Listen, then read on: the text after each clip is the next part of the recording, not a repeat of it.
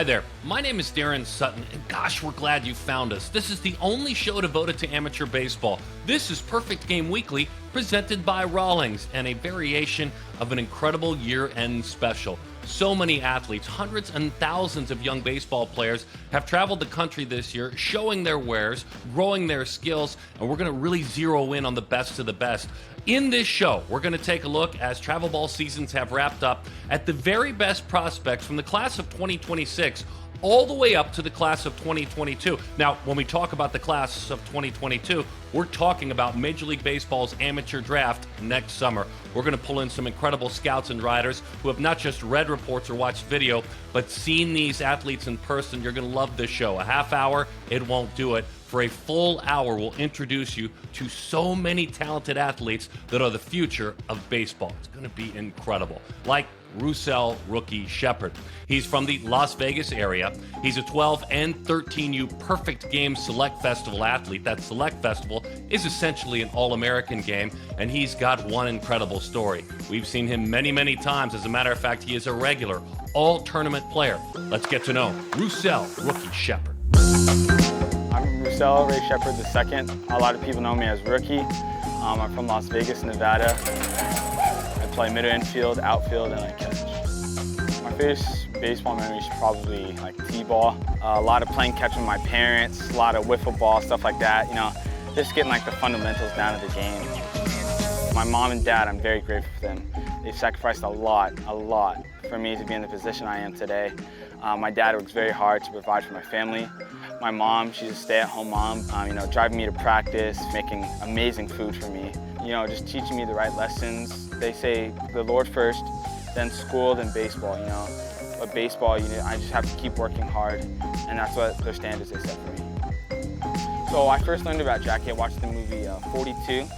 That was when I first learned about him. I didn't know a whole lot because I was young, but going through school, learning about Black History Month and all that, and just what Jackie's done, the bravery, the mental strength. I really look up to him for that, his mental strength. What I'm most proud of in my game right now is my leadership and how I take control of the game. I don't like to get too high or too low, and what I would like to improve in is being a little bit more aggressive in the bat, because pitchers, he's trying to get ahead. So if I take the first pitch and it's a strike, then I'm putting myself in a hole 1. So just being aggressive on that first pitch. If it's a fastball and I can hit it, take a hack. I really started when I was 9 playing in California, and that was really my first experience getting out and playing out of state. The National Showcase, no one really here is a poor player. I mean, they're all high level. The competition here is just amazing. It's where you want to be. You wouldn't be better if you didn't come to these type of events. And that would be my advice for a lot of people. Get out and play. Get out of your state and play, and see what's out there, the competition, because you'll get better from it. So I just kept working, and now I'm here.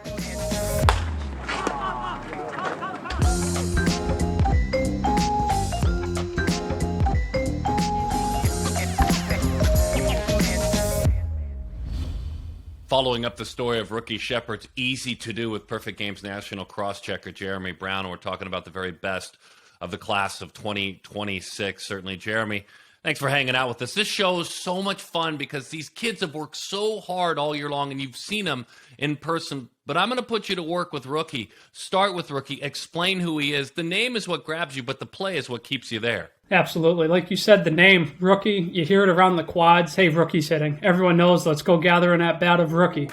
And he doesn't even go by Rouselle, his first given name. It's Rookie. Left-handed stick. It's probably the best hit tool in the class right now.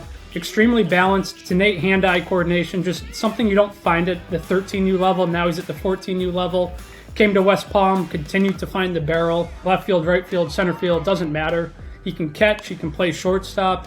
It's an impact player all around. Las Vegas continues to keep producing talent, and he's the latest in line. You and I have had a lot of fun calling national broadcasts of the 14U age group with Dimitri Young. I mean, a longtime major leaguer who was great when he was 13 and 14.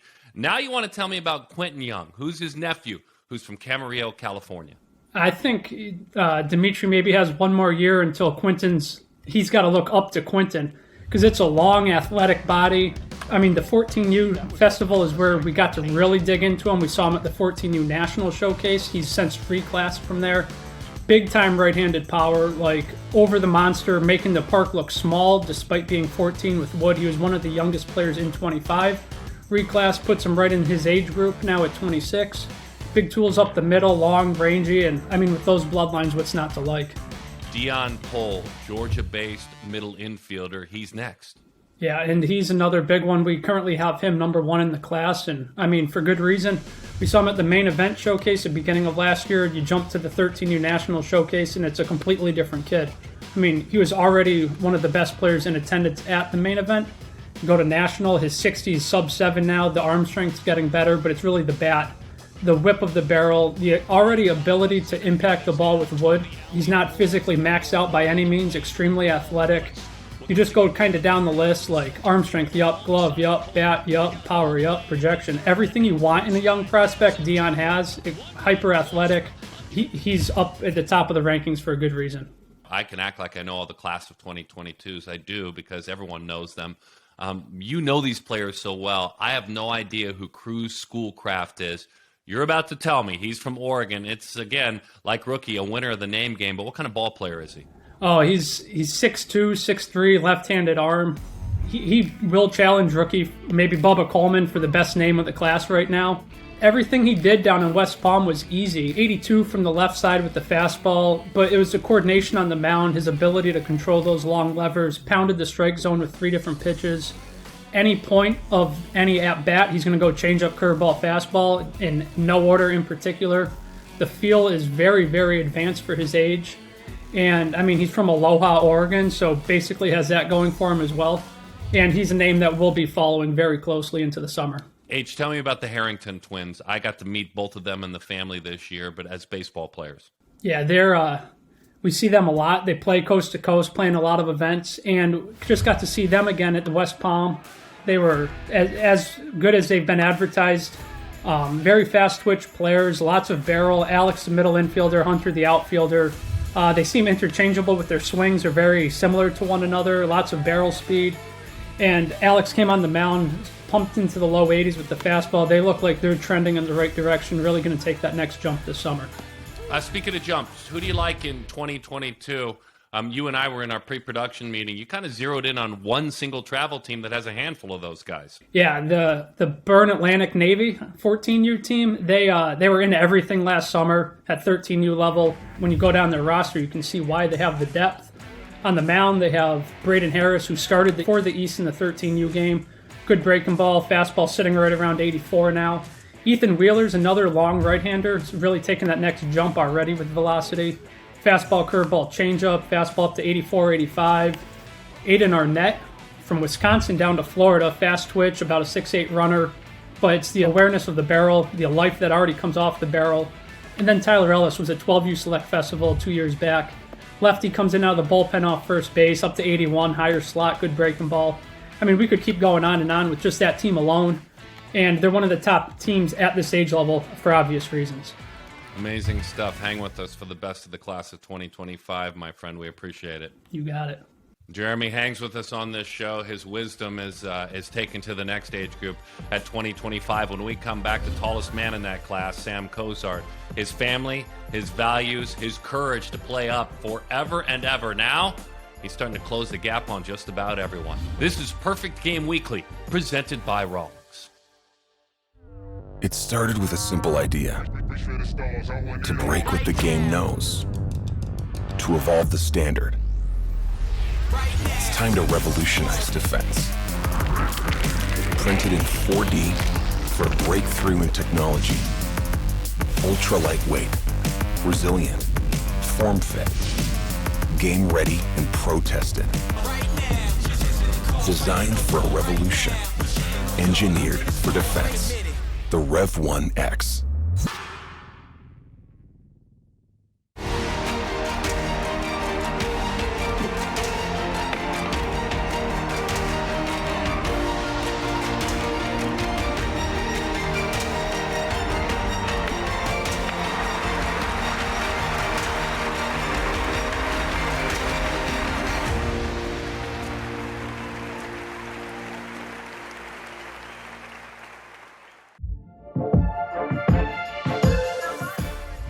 Welcome back to Perfect Game Weekly, presented by Rawlings. This special show, a look at the very best in the class of 26 all the way up to 22. Let's stop in the class of 2025. A young man who's 6 feet, 7 inches tall. You heard that correctly. A right-handed pitcher by the name of Sam Cozart. Here's the perspective you need for Sam Cozart. A couple of years ago, he took on Perfect Game's World Wood Bat Association World Championship. The very best seniors in high school playing in the fall, getting ready for their senior seasons.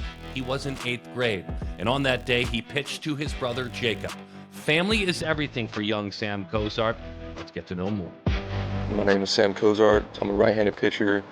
I'm 6'6", 6'7", and always a presence on the mound and on the field. My projected height is 7'2".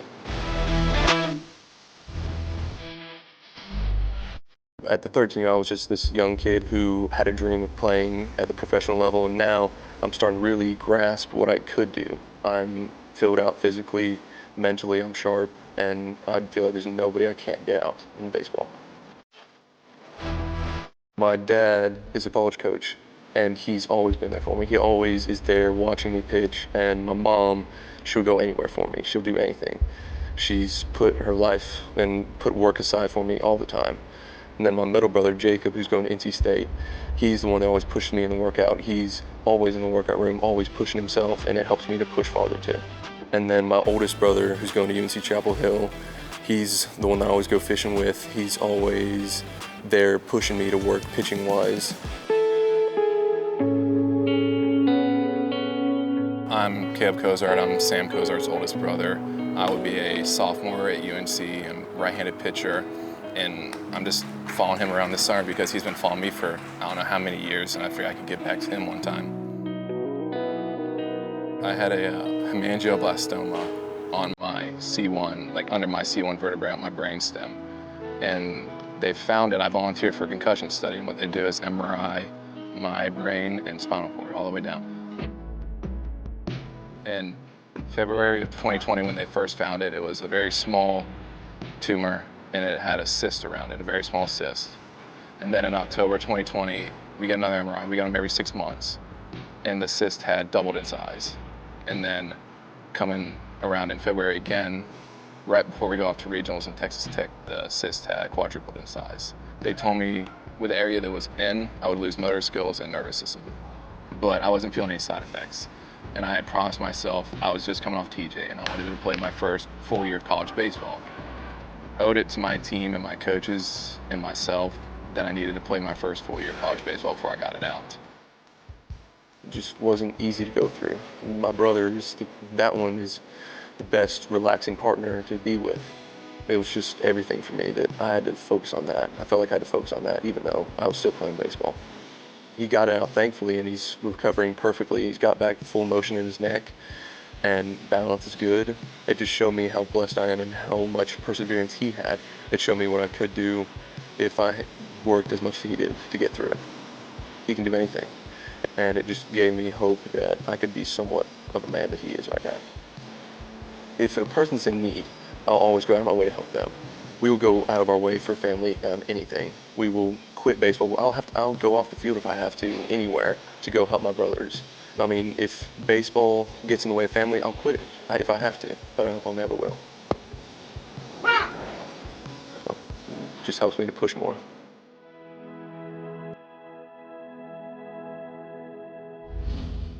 You can tell family's everything to Mr. Cozart and all of the Cozarts. And athletics, mom, dad, brothers, all incredible athletes with great values and great perspective. By the way, if you want a lighter perspective, I asked Sam this summer, when I run into you in 10 years, what will you be doing? And he said, and I quote, I'll be an MLB player with a family farm, with vacation houses, plural, everywhere.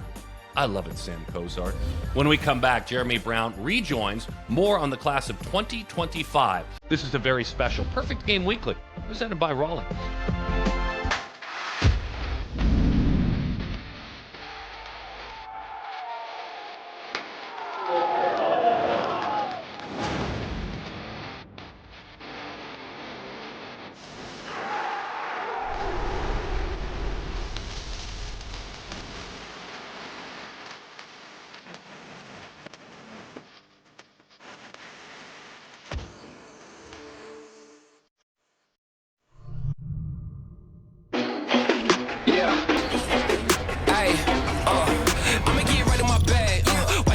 get mad. I'ma zip right past. Drip all my swag. Why you tryna size me up? You don't wanna try your luck.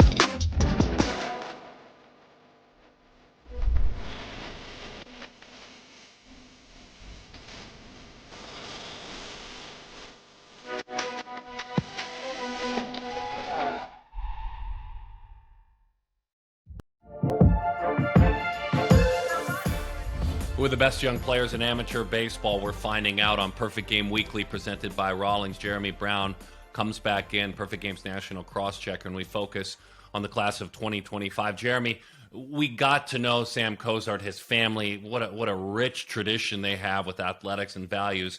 But we need to go to you to tell us the kind of baseball player he is. And all my teases, whether they're accurate or not, I kind of let everyone know that he's courageously played like 4 and 5 years above his age group for a long time. He's a fun player. Oh, yeah. It's you're not going to miss Sam. He's 6'7", 230, I think. He's played up 3-4 years older, like you mentioned. He was 13 throwing in Jupiter 2 years ago already, so he already has, I think, 3 Jupiters under his belt, and he's just entering high school. I mean, he's big, he's powerful, the fastball's low 90s, but he also can pitch. He has a slider, a curveball, changeup. And he prides himself on his command and pitch ability more than being the power-armed right-hander, top-ranked arm of the class. Outfielder Konnor Griffin's an incredible all-around athlete. He's a Mississippi man where he makes his home, but he's hopped on the mound and blown us away. He can fly. There's a lot that he does as a baseball player. I see tweets of Konnor almost weekly. It's football, it's basketball, I really think he could go D1 in any sport if he wanted to put his mind to it. He's that type of athlete. I think he's a 6'7" runner, long 6'4" frame, real power, real arm strength, real speed. My favorite part of watching him play is him running the bases. Feels like it's 3 steps and he's there. It's long strides. He hits top speed very fast. And he is right up there with one of, if not the best 14U player I've ever seen in my 8-10 years of doing this. Wow. 90s guy on the mound when he hops up there, too. It's incredible. His TikTok game is massive and on point, too. Outfielder Dean Moss is a California man. He's a Vanderbilt commit. He won the 14U home run derby. A lot of strength and power here. And that's not an easy thing to do for a left-hander down in jet blue. I mean, that plays deep to right field. I know Cam Collier a couple years back at the festival went up and over the retired numbers, which you're probably not going to see again at the 14U age level, but Dean does possess that type of power, that type of bat speed to make any ballpark look small.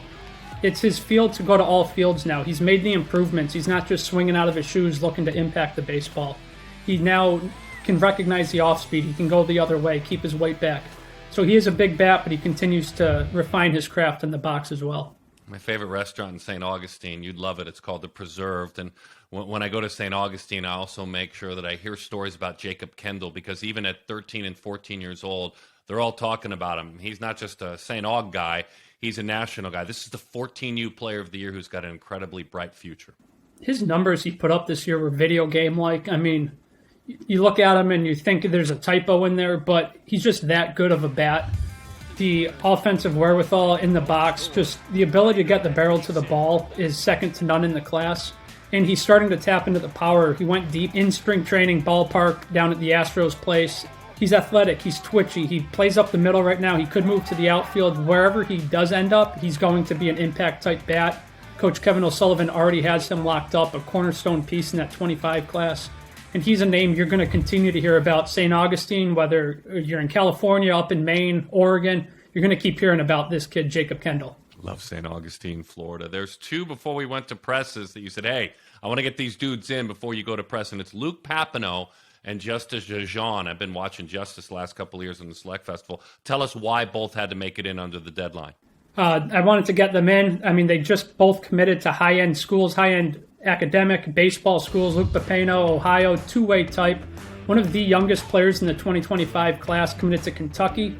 Left-hander up to 86 on the mound. Really good overhand breaking ball. He could end up in the outfield at the next level with the bat speed from the left-handed batter's box.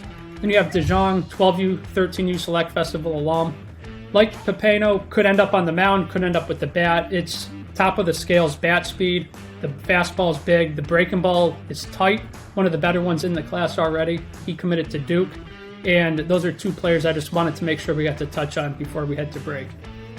Jong. Great family, great young man. New Yorker, by the way. It's tough to train in an urban setting, and he's done it very, very well. In the year 2022, who do you see maybe jumping? One or two players that all of a sudden say, hey, I'm going to go to the next level. Throw a name out there. I'll go with Manny Lantigua. I mean, he's already ranked in the top 15, so, I mean, not a stretch by any imagination. But I want to see, does he develop on the left side of the infield, or does he take that next jump on the mound? He's as good as they get with the glove, the range, just the IQ in the dirt. And then the arm strength is second to none from the left side. On the mound, he's already upper 80s. A real slider, hard, late. We saw it at the 13U Festival.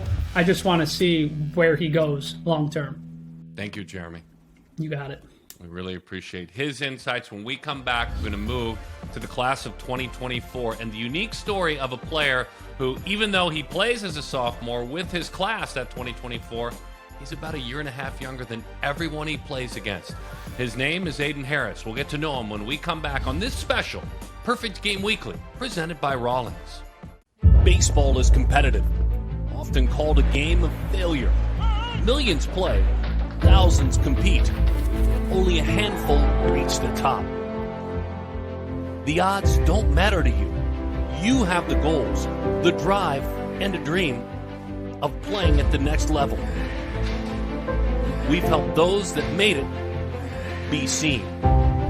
Now, it's your turn. Let our experts train you the right way to stand out, win over the critics, prove you have what it takes to succeed, and provide a foundation of info to those that matter. Become tomorrow's athlete today with perfect game development. Personalized training plus development driven by science and AI. Download the app and get started. Perfect Game Development. Your best step to the next level.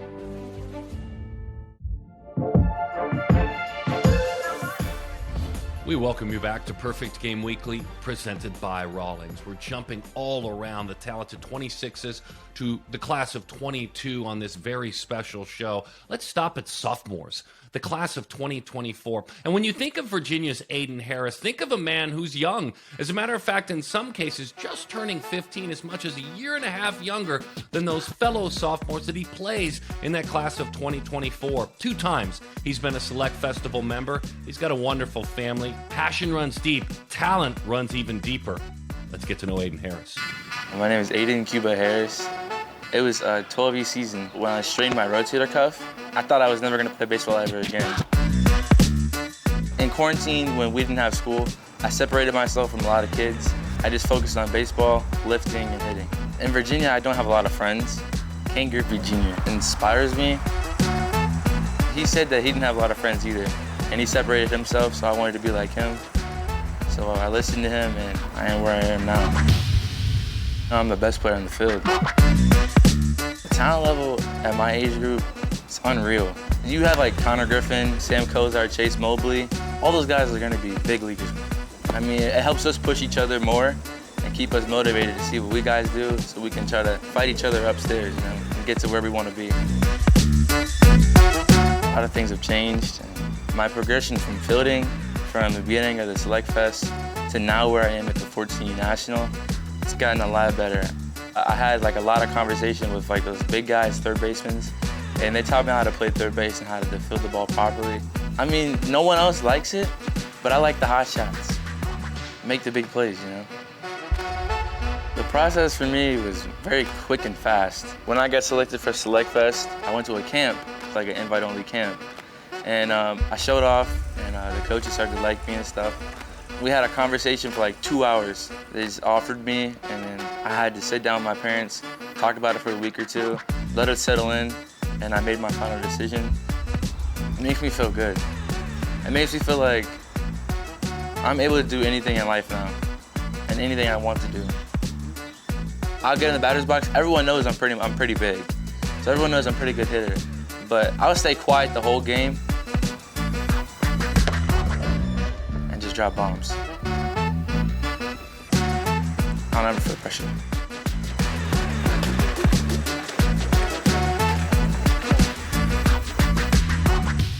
It's time to stop talking and play baseball.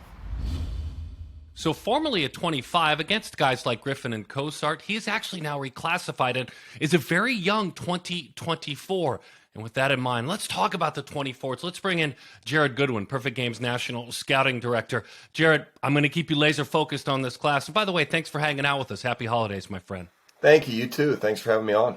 Well, let's talk about Harris. You've seen him. And what I love about our group, all you guys that have come on today, is you don't get reports that are written to you. You've seen him in person. Tell me about him.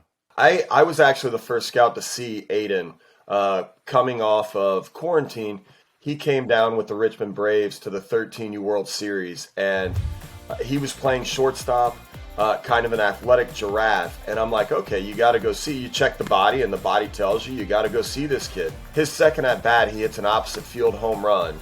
Had to be 340, 350 range. And for a 13-year-old kid at the 13U Perfect Game World Series to do something like that, it's obviously eye-opening. So the physical gifts, the power that he has, he's gotten stronger. He's not really a giraffe anymore. He's playing a good third base now. A lot more polished than you would think.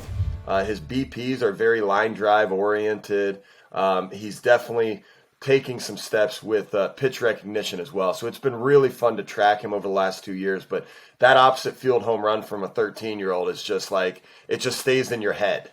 Continuing the class of 2024, I'm biased to SoCal, as you know. Orange Lutheran, Derek Curiel, USA Prime National, one of his travel teams. Tell us about Derek. It's like a shortstop playing center field. It's such an easy swing. I was worried at first if he was just going to get any bigger. Now he's over 6 feet tall. He's just a fluid mover. The barrel stays in the zone a long way. Kind of a throwback in the sense of he's like an all-fields hitter, like a true all-fields hitter. He doesn't sell out for anything he does. Everything just comes so effortless for him. And he really is, being the number one overall prospect, it's not necessarily the tools. It's the ease in which he plays baseball. Boy, that's great stuff. Chase Mobley, ease doesn't describe what he's gone through personally, losing his father recently, the baseball community wrapping their arms around him. And he's been playing up, this talented right-handed pitcher. We care for his well-being more than anything. Meantime, he just keeps pushing through, making his dad proud, certainly. Who is Chase lately as a pitcher? My goodness, is he fun. The biggest jump in the entire class from a summer before this to now is Chase, and I think he separated himself as the best arm in the class. What he did in Jupiter at the WWBA Championship was incredible. He just pounded the zone in the low 90s. Obviously, it's a beautiful body, but he's worked.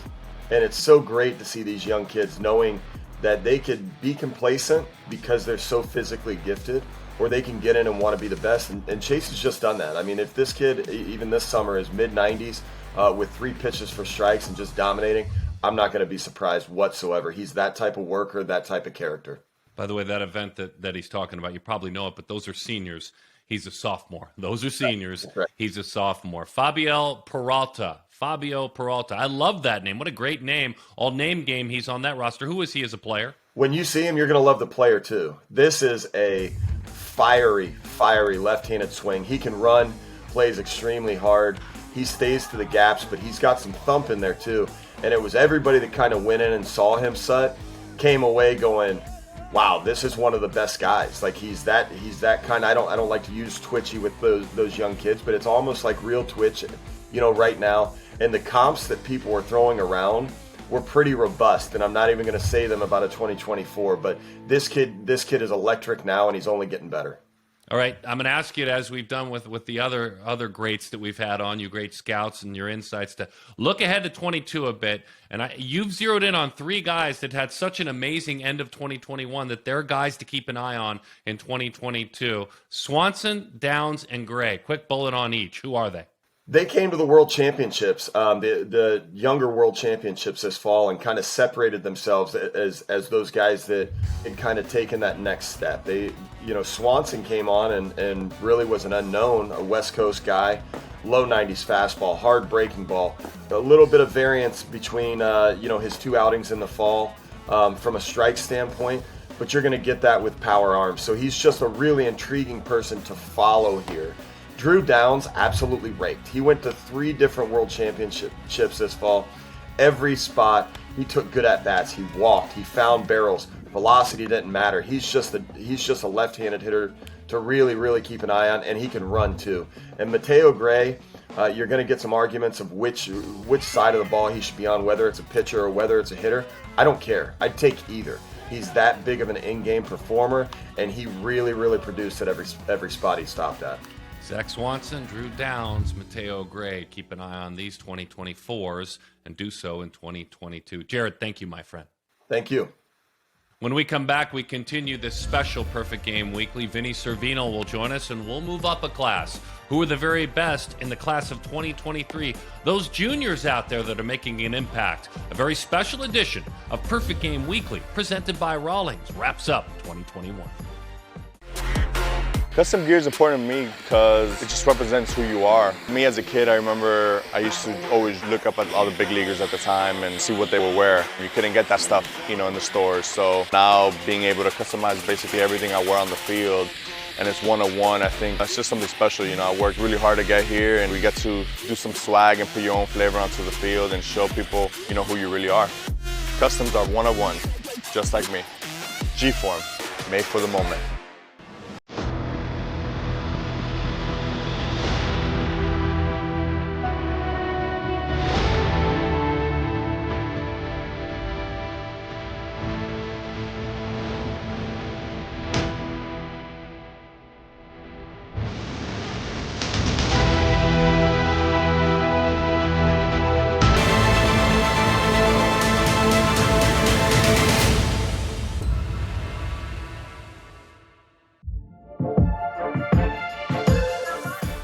Welcome you back to Perfect Game Weekly, this special show devoted to the best, all the way from the class of 26 to the class of 22, and we bring in National Scouting Coordinator Vinnie Cervino. Vinnie, thanks for spending time with us. All eyes on the class of 2023, the best juniors in the country.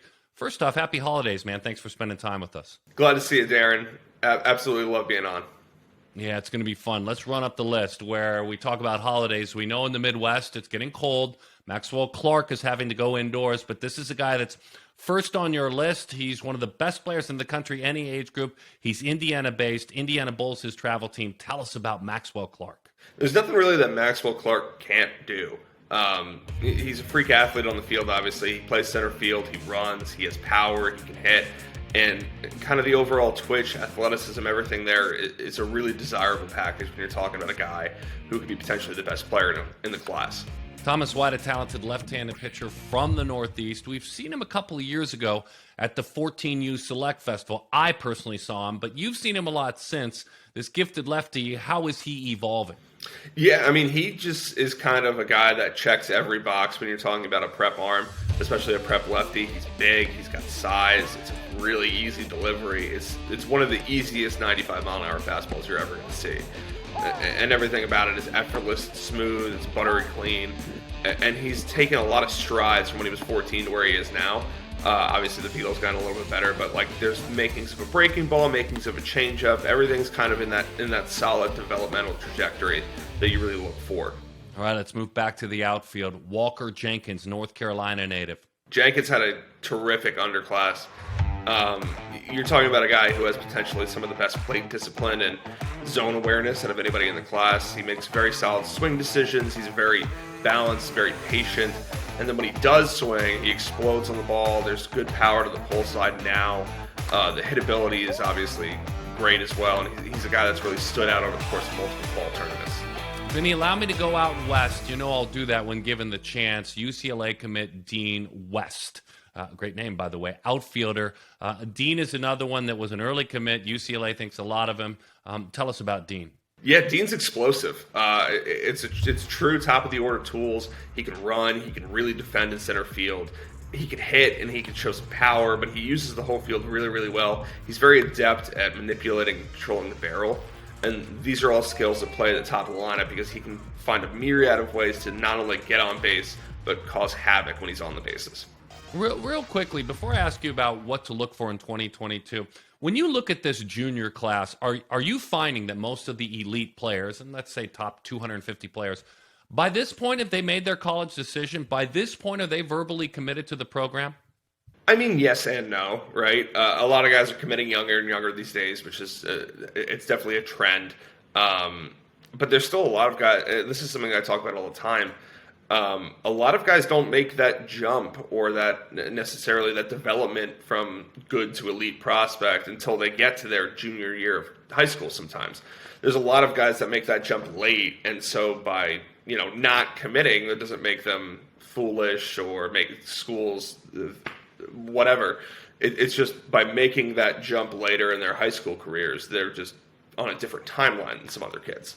Yeah, I know you've been sharing that information, some cool stuff that you've been sharing. Don't have to commit. If you're not ready, find the right fit for you. Now, in 2022, there's one athlete that you kind of have a keep an eye on. He could bounce in 2022. We asked you, who is it? That'd be Justin Leguernic, left-handed pitcher from New York. He's a guy I've been high on all fall. Our scouting staff's probably gotten a little annoyed at me at this point for continuing to bang the drum, but from underclass to Jupiter, obviously, it really, kind of like we talked about with Thomas White, checks a ton of boxes. He'll sit like 87 and 90 right now, but it's really clean from the left side. There's a feel for a very good slider in the low 80s. He's a guy who I've talked about, and he reminds me a little bit of former PG All-American Dax Fulton, in that he's big, he's got size, he can spin it, and there's a lot to like moving forward. Thank you, Vinnie. We appreciate your time. Glad to be on, Darren. When we come back on Perfect Game Weekly, presented by Rawlings, we're going to preview the 2022 draft by seeing the very best in the high school senior class in the country. And one of the top players in the nation shares his secrets. How I do what I do.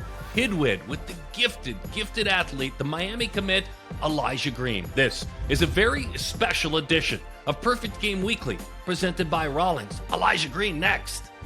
Francisco Lindor is headed to New York. New York is great.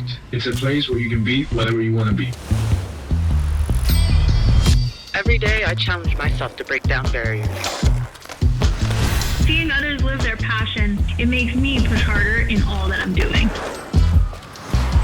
Man, that dude Lindor is fearless. I'm always trying to push myself further as an athlete. My style is limitless, just like my city. Confidence, passion, commitment, style. That's Queens for ya.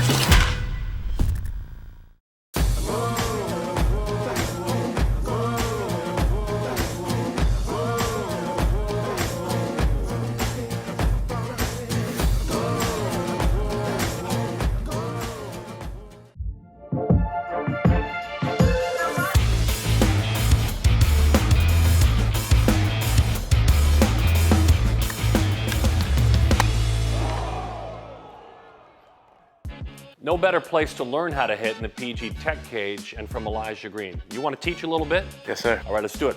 I'll get out, but I'm going to ask you some questions. All right, as you get ready to swing, what are the keys? Okay, so I'm a little bit outside my shoulder width apart. I'm just relaxing, and then when the pitch is coming, pick up my leg. I'm going to crunch my hips a little bit so I gain more power in my legs, and then I stride out just a little bit past where I'm from originally, so I can get more space and I'm not trapping myself inside my legs, so I get more power hitting the ball out front and then crush the ball. My hands slowly go back as the pitcher's moving, shift my weight back into my back leg, and then as the pitcher's coming, pick up my leg and fire my hands to the ball, slightly above the ball, so the barrel's square on the ball, and then finish. What has to happen with your head to be an effective hitter? Just no movement, just keeping the eye on the pitcher's hand so you can see the pitch he's throwing or the spin rate, and just keep the eye at the ball, see if the ball is strike. It really starts at the on deck circle. You can see the pitcher's hand, so I just gotta recognize if he's flicking the ball or he's just letting it go, if it's fastball or curveball or slider. I'm trying to beat you in. How are you handling the fastball, the firm fastball in? You just have to attack it out in front, and just gotta finish low so the ball gets backspin and carries far. Okay, the breaking ball away. Just gotta stay through it. Again, you have to attack out in front so it's not past you and it's already dead. So you gotta tag it out in front and just continue to finish. You can't roll over, you just gotta stay through it. Excellent. How are you handling this pitch with some teeth to it? You just have to keep your hands on top. You can't drop. You gotta keep your hands on top and catch the ball out in front, because if you beat it back here, it's gonna be a foul ball. And then just gotta keep it out in front and just stay on top of it. Nice.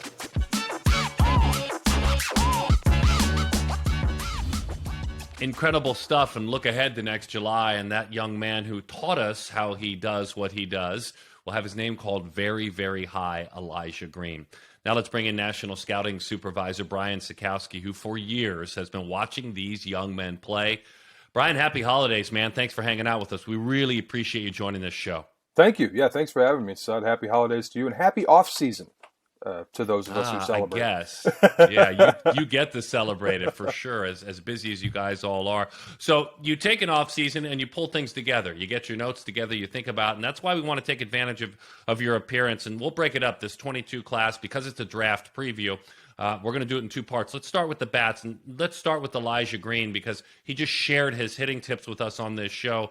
How has his progression come? This is a Miami commit, number 1, number 2, wherever you put him, it doesn't matter, one of the best players in the country. Yeah, and it's one of the more talented players as far as my scouting career goes. Like, I don't know if there's ever been another player quite as talented as Elijah, just in terms of the tool set, the athleticism, the overall ability.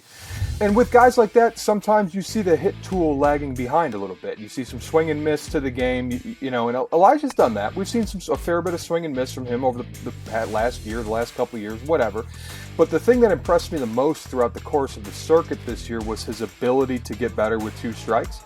And you saw him, I'm sure he talked about it, you see that he'll go to a no-stride sort of swing with 2 strikes, and that's kind of allowing him to control his front side better and control his body better. And we saw him hit quite a few bombs this summer on 2 strikes, and not cheapies either. As you know, Elijah Green doesn't hit cheapies.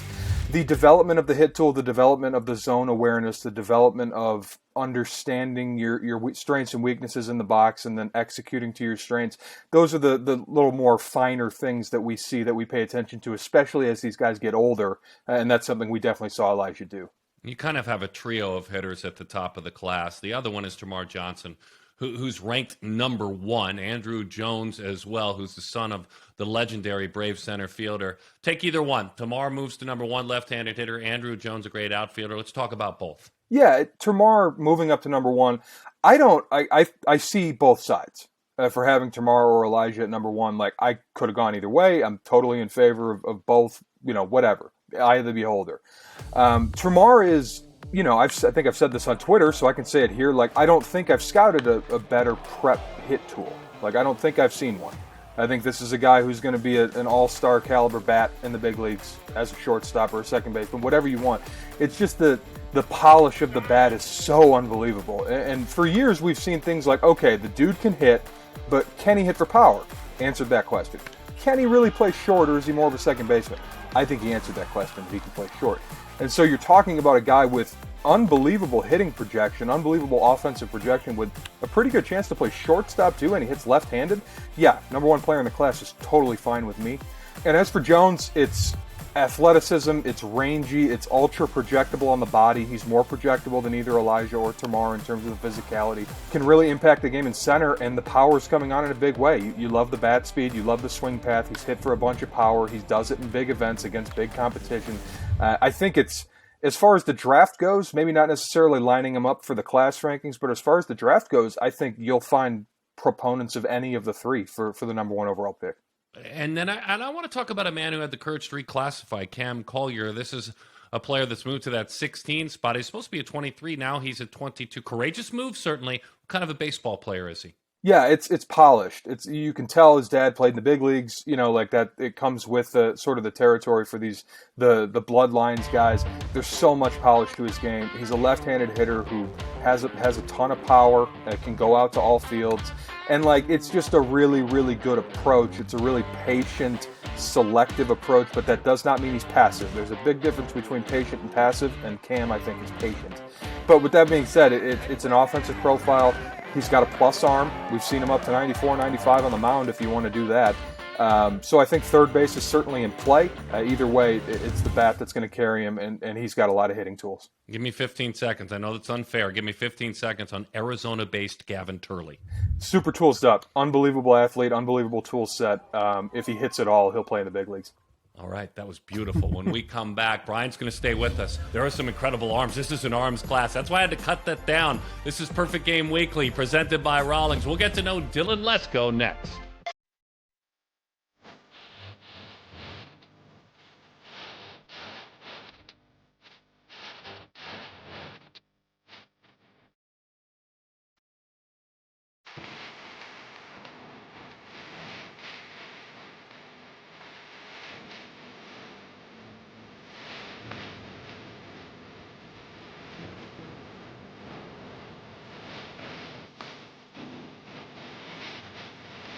Perfect game.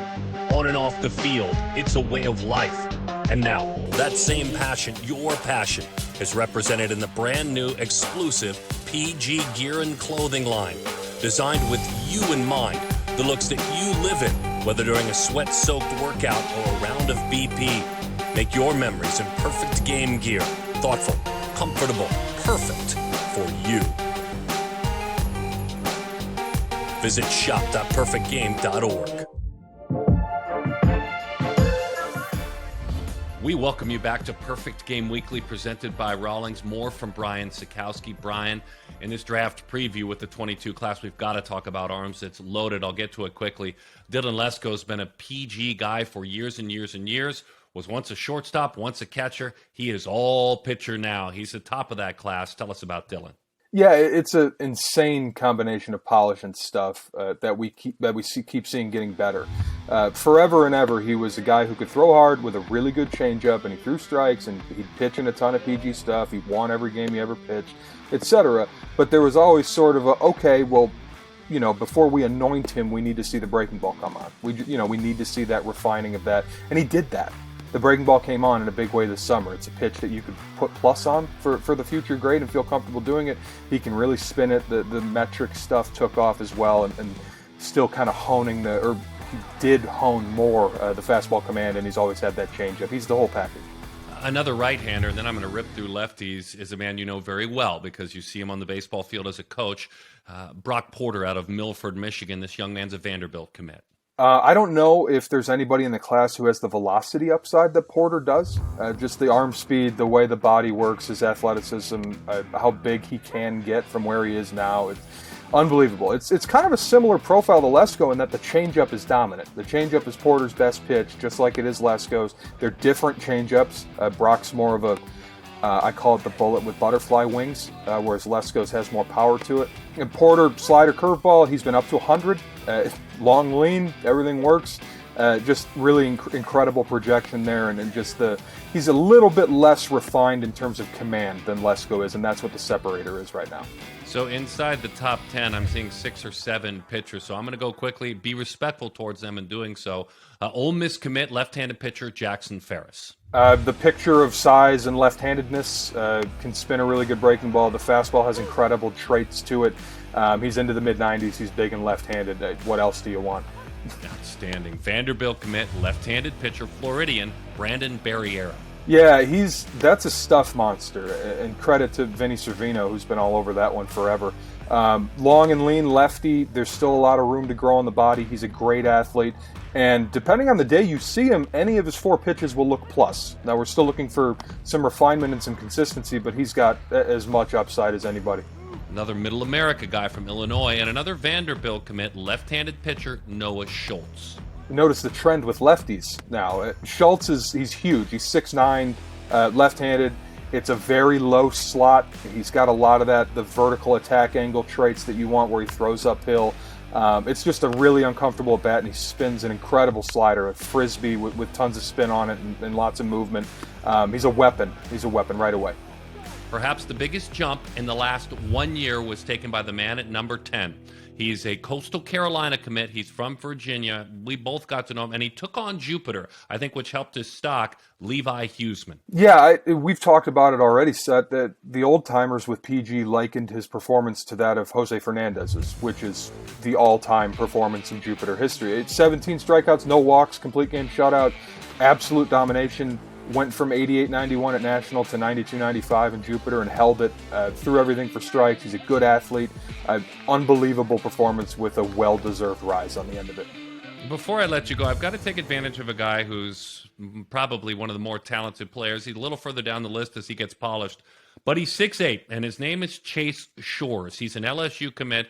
You guys have been on him for a while. What kind of evolution have you seen from Chase Shores? He's an intriguing pitcher. Definitely. And guys that size, and he's 6'7", 6'8", with long arms, it's not a secret that guys that big have trouble throwing strikes, have trouble controlling their bodies and repeating their deliveries early on in their career.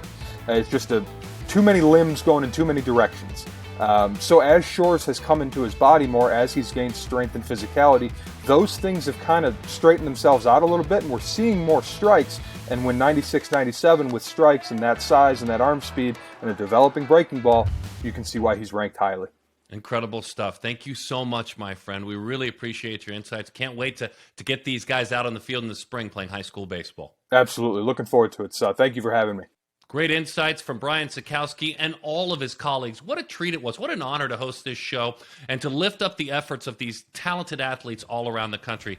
You can keep it right here on Perfect Game TV or find this weekly show on syndicated television because our scouts are constantly contributing, especially on the app. Go on your smart device and download perfectgame.tv. We're certainly glad you spent time with all of us. On behalf of all of these great scouts, my name is Darren Sutton. This has been Perfect Game Weekly, presented by Rollins. Yeah. Hey, I'ma get right in my bag. Why you gonna try to get mad? I'ma zip right. Drip on my sweat. Why you trying to size me up? Yo, love.